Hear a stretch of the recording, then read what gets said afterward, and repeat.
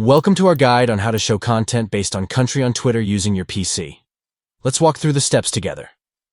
To get started, open Twitter on your PC and navigate to your profile options. Click on More under the profile options to access additional settings. Once in the Settings menu, select Settings and Privacy after clicking on Settings and Support. Next, click on Privacy and Safety to adjust your account's privacy settings. Within the privacy settings, locate and click on the Content You See option. Then, click on Explore Settings to delve further into your content preferences.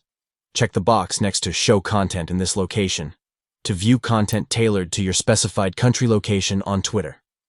By enabling this feature, you can personalize your Twitter experience by seeing content relevant to your selected location. Thank you for watching.